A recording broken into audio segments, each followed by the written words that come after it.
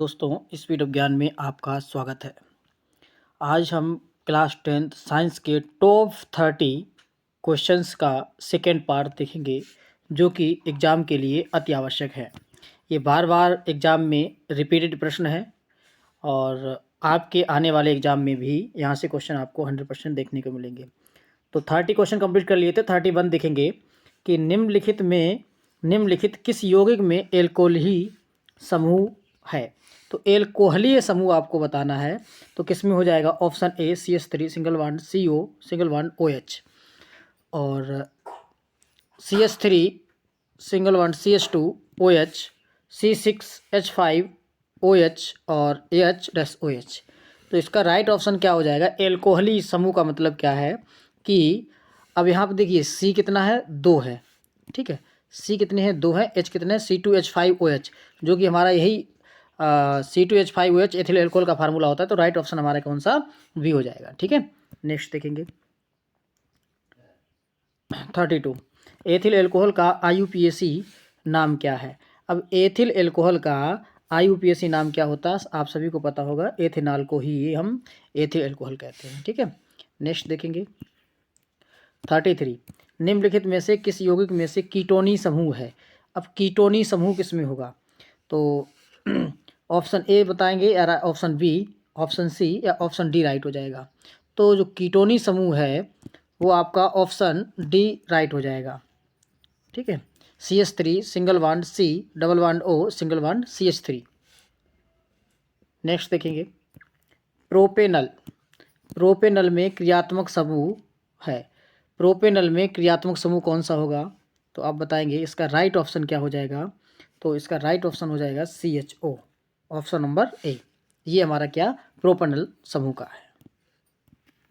Next देखेंगे 35, CH3CO CH3 का IUPAC में नाम है।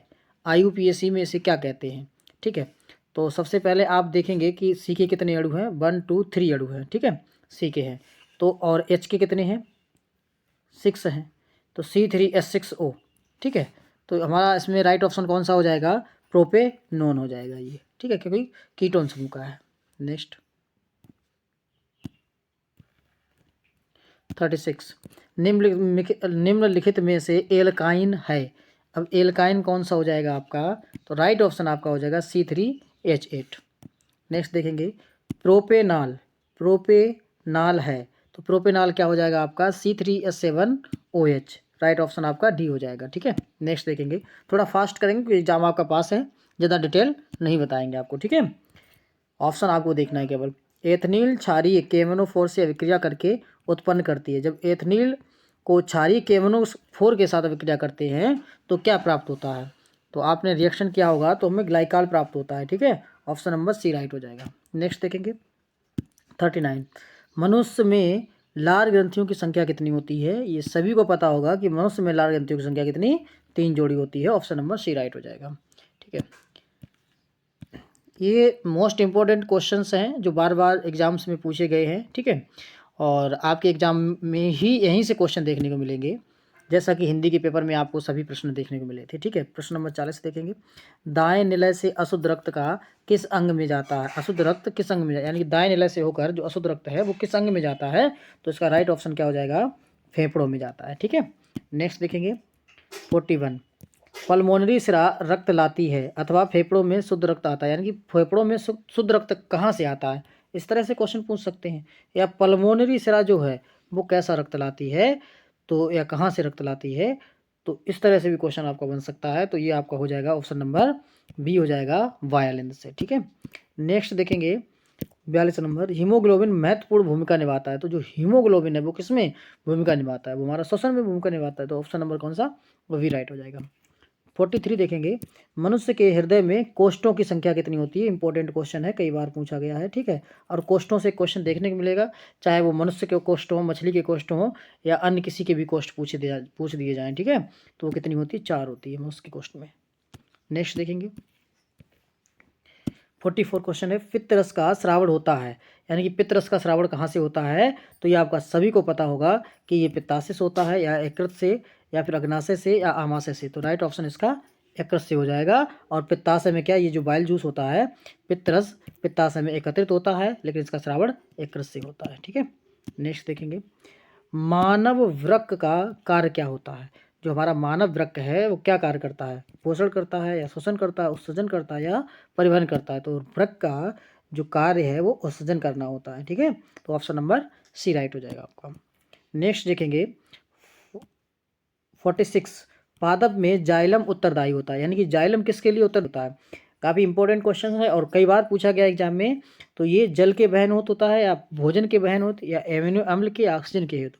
आपको मैंने बताया था कि जल और जाइलम ऐसे याद कर लीजिए, जा से जाइलम और जा से जल, तो किसके, जल के बहन हेतु हो जाएगा। ठीक है, नेक्स्ट देखेंगे 47, सुपोषी पोषण के लिए आवश्यक है। क्या कार्बन डाइऑक्साइड आवश्यक है या क्लोरोफिल या सूर्य का प्रकाश या ये सभी। देखिए जो सुपोषी पोषण जो करते हैं उनके लिए क्या, ये सभी आवश्यक होते हैं, चाहे वो कार्बन डाइऑक्साइड हो, चाहे क्लोरोफिल हो या फिर सूर्य का प्रकाश हो, ये सभी आवश्यक होते हैं। ऑप्शन नंबर डी आपका राइट हो जाएगा। नेक्स्ट देखेंगे 48, यकृत स्रावित करता है, यानी कि यकृत क्या स्रावित करता है, लार, जठर ग्रंथि, पित्तरस या फिर अग्नाशय। देखिए ये यकृत, आगे क्वेश्चन क्या था कि जो पित्तरस है वो कहाँ से स्रावित होता है, तो वो यकृत से होता है। अब ये क्या पूछ रहे हैं कि यकृत स्रावित करता है, क्या स्रावित करता है, तो पित्तरस स्रावित करता है। ठीक है, ऑप्शन सी राइट हो जाएगा। नेक्स्ट देखेंगे, पादपों में वायु प्रदूषण कम करने वाली प्रक्रिया है, यानी कि जो पादपों में वायु प्रदूषण हम कैसे कम कर सकते हैं, इसकी कौन सी प्रक्रिया है, तो वो हमारी क्या हो जाएगी, राइट ऑप्शन हो जाएगा प्रकाश संश्लेषण। ठीक है, नेक्स्ट देखेंगे 50 क्वेश्चन है, और यूरिया का निर्माण होता है किसमें, यकृत में, वृक्क में, वृषण में या फिर अग्नाशय में। तो जो यूरिया का निर्माण है हमारा वो वृक्क में होता है। ठीक है, नेक्स्ट 51 देखेंगे, मनुष्य में दूध के दांतों की संख्या कितनी होती है, इंपॉर्टेंट क्वेश्चन है ये। ठीक है, पूछा जाता है कई बार। तो ये हमारी कितनी होती है, 20 होती है, जिसे हमें दूध के दांत भी बोले जाते हैं, जो बच्चों में होती है। ठीक है, 52, स्वस्थ मनुष्य में सामान्य रक्तचाप होता है, कई बार प्रश्न पूछा गया है। तो ये सिंपल क्वेश्चन है, 120/80 ये राइट ऑप्शन हो जाएगा। कभी 80/120 दिया गया होगा। ठीक है, इस तरह से भी दे देंगे, सॉरी 80/120, तो ये राइट नहीं होगा। ठीक है, राइट होगा 120/80। 53, कूपिका वायु कोशिका पाई जाती है, किसमें पाई जाती है, यकृत में, फेफड़ों में, आमाशय में या जीभ में। तो जो कूपिकाएं हैं वो हमारी फेफड़ों में पाई जाती हैं। ठीक है,